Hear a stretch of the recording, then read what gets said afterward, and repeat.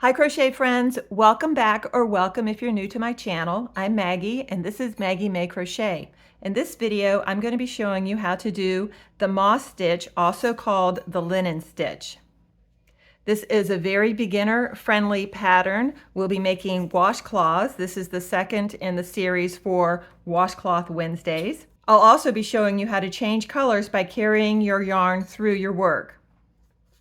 This is a nice tightly woven stitch.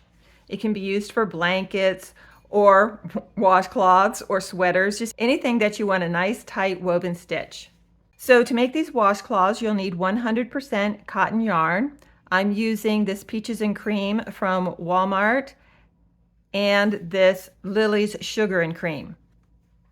You'll also need a 5.5 millimeter I or 9 crochet hook, your scissors, and a darning needle. So to make these washcloths, you want to make a chain. It can be any length you like as long as it's an even number. These washcloths I chained 36 and I wound up with washcloths that are about 8.5 inches by 8.5 inches. All right, so to begin, you'll chain 36 or as many as you like for your washcloth. Just make sure you end on an even number.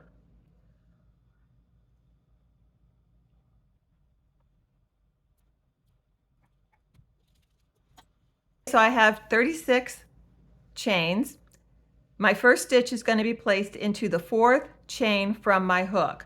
We don't count the yarn that's on our hook. 1, 2, 3, and 4.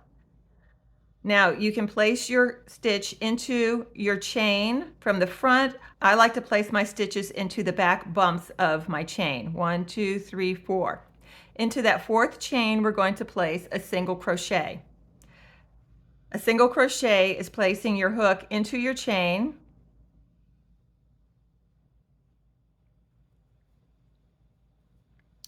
grabbing the yarn and pulling it through your chain so that you have 2 loops on your hook. You'll yarn over and pull that yarn through your 2 loops. Next, we're going to chain.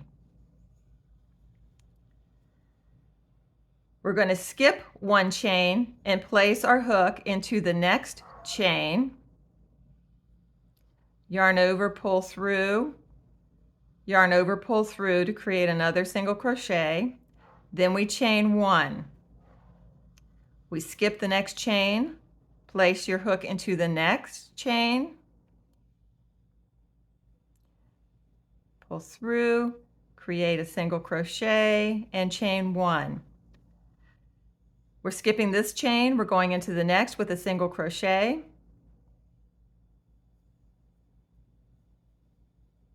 chain 1. All right, we're going to continue this all the way to the end of our chain.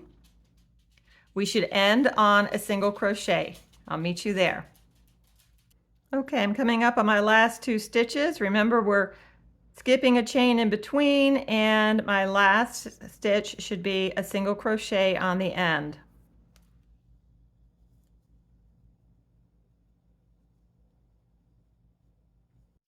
After your single crochet, you'll chain 2, and then you're going to turn your work. So now we're going to be placing our stitches into the chain 1 spaces that are created in row 1. So in between each single crochet, we made a chain, and we're going to be placing our stitches into these holes that were created by those chain spaces, okay? So we've chained 2, turned our work, we're placing our hook into the first big hole here, the first chain space from row 1, and we're going to create a single crochet. We're going to chain 1, and then we're going into the next space. And that's your pattern repeat. It's just single crochet, chain 1, single crochet, chain 1, all the way to the end.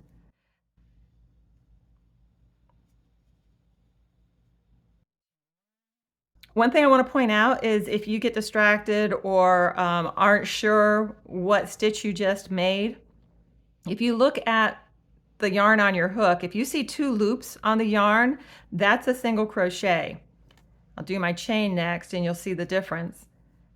Now there's just one loop there, see? So I know that I'm ending on a chain. Okay, so when you get to the end here, it can be a little tough to find that last place that you're going to put your hook. This was the last single crochet in our last row. This was the chain 4 that we made. You're going to be placing your hook into this space where I'm putting my thumb and finger, okay? This is where your last single crochet will go. Now I'm going to chain 2 because we're at the end and turn my work. Coming back, I'm going to place my hook into my first chain space. See the chain spaces here? You can kind of separate your work with your thumb and finger. You can also look at the V's that are coming down. That's your single crochet, your chains right after that. So I'll place my hook, here's my first V, into my first chain space. Single crochet and chain. Going to the next space. Okay, so that's all this is. I'm going to finish this row. This would be row 3, and then I'm going to show you how to bring in another color if you'd like to try that. This makes a great pattern even without the stripes if you want to keep it one solid color. Alrighty, so I'm finishing up row 3 now. I'm chaining 1 and I need to place my last single crochet. It's going to go into the space that was created by our turning chain here. You see I have a full V here. I'm going right after that V.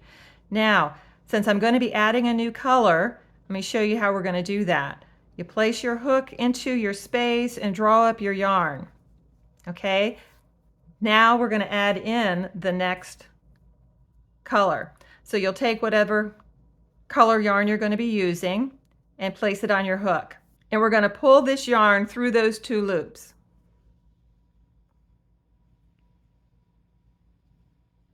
Now we're going to chain our 2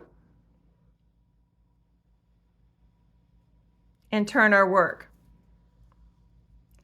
Now you've got some tails left over here. This one we're going to leave. We're going to bring our white yarn with us. We're not going to be cutting this right now because we are going to be using it again shortly. So we're just going to bring it along as we crochet. So bring your white yarn around back and you're going to lay it over your work like this. We're going to be placing our pink stitches over the yarn, the white yarn, okay?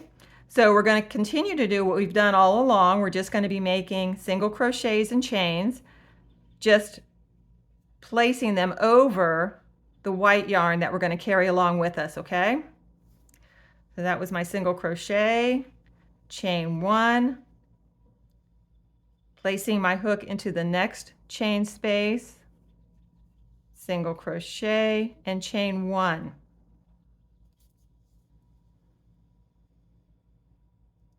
Finding my next chain space, making my single crochet,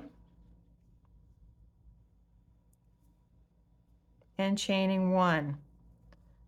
Making sure you're bringing your work along and that it's being crocheted over. You don't want to drop that yarn.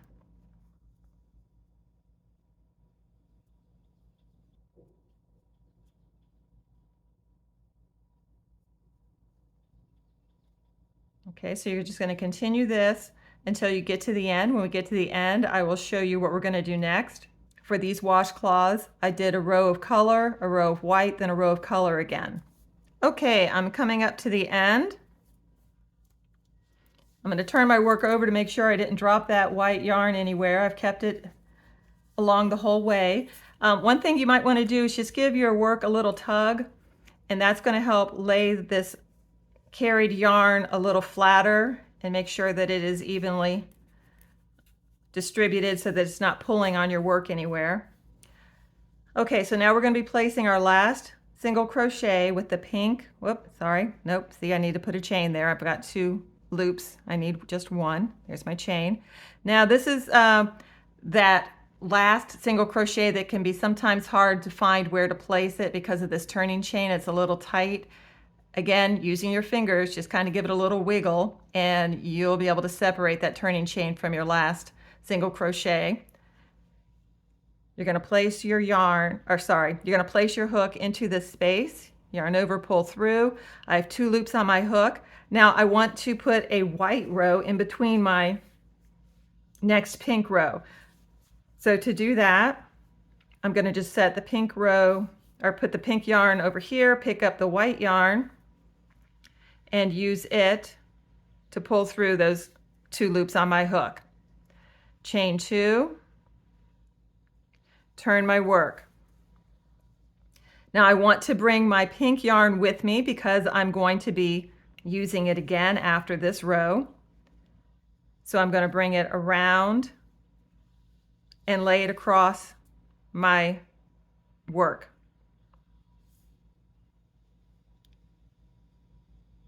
You can see here along the back the yarn that I pulled through. I like to place my stitches over it so that it just kind of holds on to it a little, makes it a little more secure, I think. So I'm going to place my hook into the next space, pulling the yarn through and making that single crochet. I'm going to give it a little tug here to bring up my work. Okay. Chain 1, taking my hook, placing it into the next space, getting my hook under that carried white yarn, yarn over, pull through,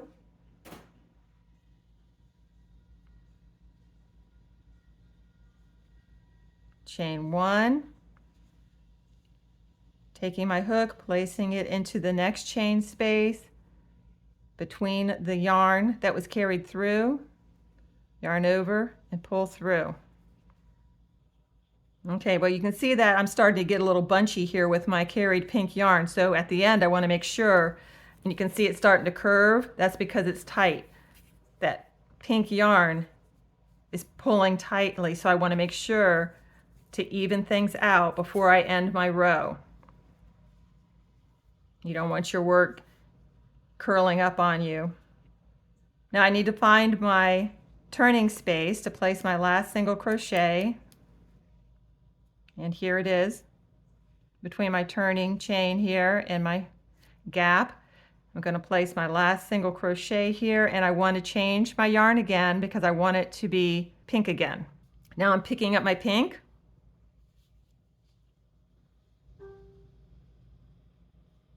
chain 2. All right, bringing my white around back, laying it across the top, and now I'm going to continue with the pink.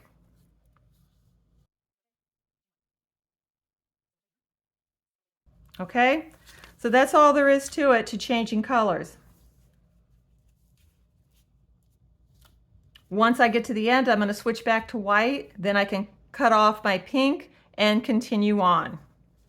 Okay, so I'm coming up on my last few stitches here, and I'm going to end off the pink because I'm going to finish the rest of my washcloth in white. So let me show you how we're going to do that. I've got my 2 loops on my hook, picking up the white, chaining 2, whoops. And now it's okay to go ahead and cut off your pink yarn. Before you do though, see how my yarn or my piece is kind of curving? That's because my carried yarn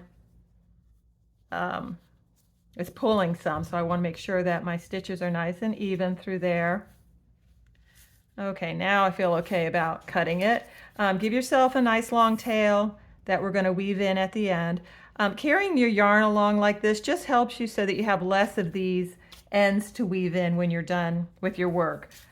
So I'm going to go ahead and continue on with the white, and then I'll get back with you when we sew on a border. So continue crocheting until your washcloth is the size that you like it, and we will meet up again for the border. Okay, so I just finished my last row and my work is square. I know that it's square because I've brought my corners together and I have equal triangles. And I can take a piece of yarn and I can stretch it across the center and then stretch it across the center or the other direction, and they are the same size. I'm measuring across the center because you can see my edges aren't perfectly square.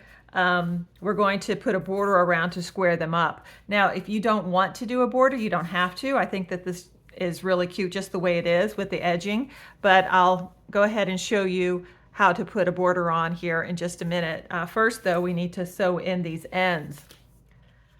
So to do that, you'll just use a darning or tapestry needle and take one of your ends and you're just going to sew it in through your work. There doesn't have to be any set way that you do this. You're just going to take your needle and thread it in through your stitches to secure it.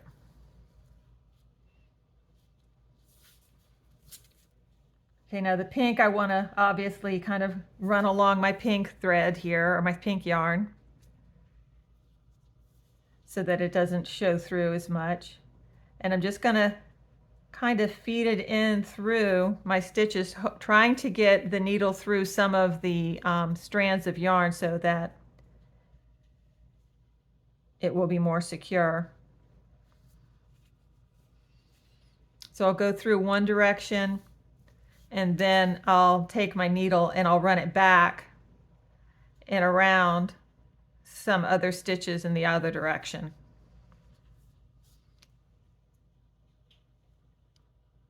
I'm going to bring my yarn back to the end here because I'm going to also, like I say, be putting a border around, and that will also catch my yarn.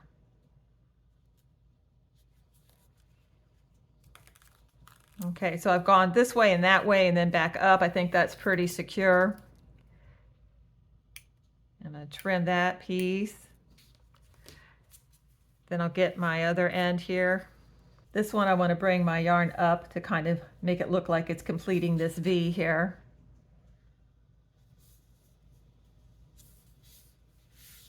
So what we're going to do now is continue our moss stitch around as our border. I'm going to turn my work though, because if I continue this way, it's just going to be another row of moss stitch, and I want to give myself a little bump up. So I'm going to turn my work over, and that's going to bring my work along this edge.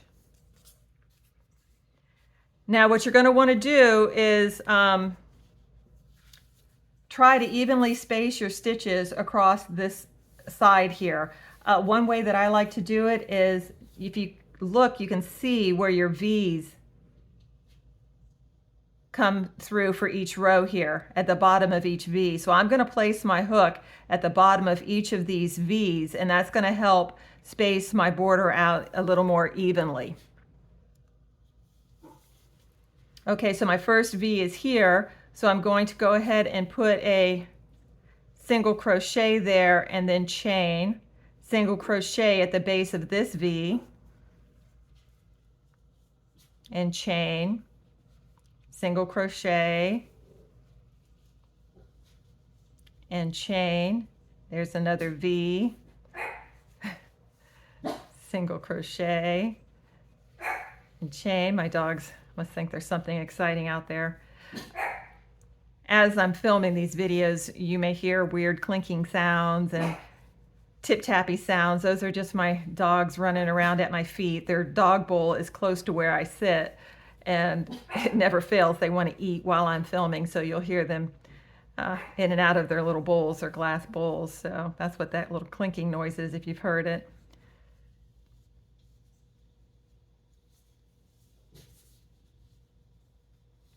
Okay, so again, here is my V coming down.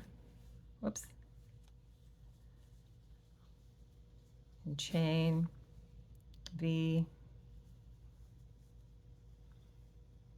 and chain. Oh, I don't think I chained between that last one. I can't talk and crochet at the same time. Nope, I didn't.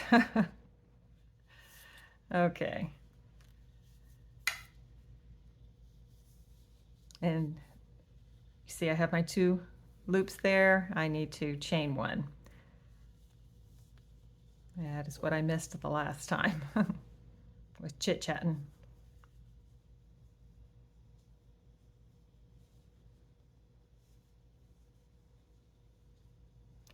I'll just keep doing this till we get through the corner, or the colors and the corner, and then I'll let you finish up yourself there. Well, actually, I'll finish off with you. Okay, the pink has a nice V right there to hit.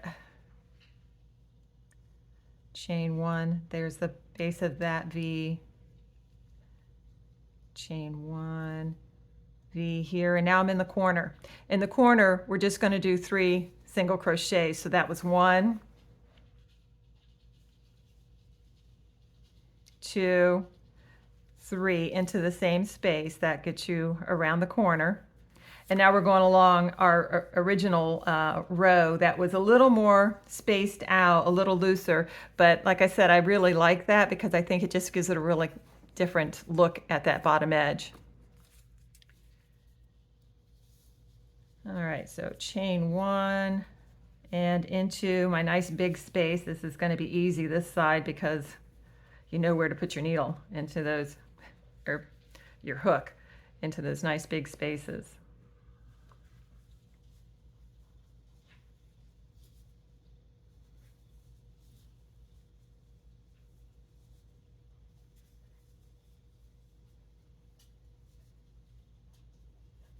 All right, so I'll let you keep on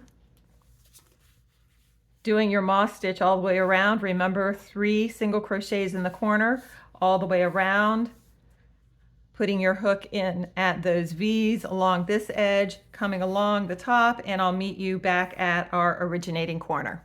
Okay, so to end this off, I'm just going to draw my yarn through. I'll cut it. Give yourself a good long tail. We're going to be weaving that in. And I'm going to pull my yarn through.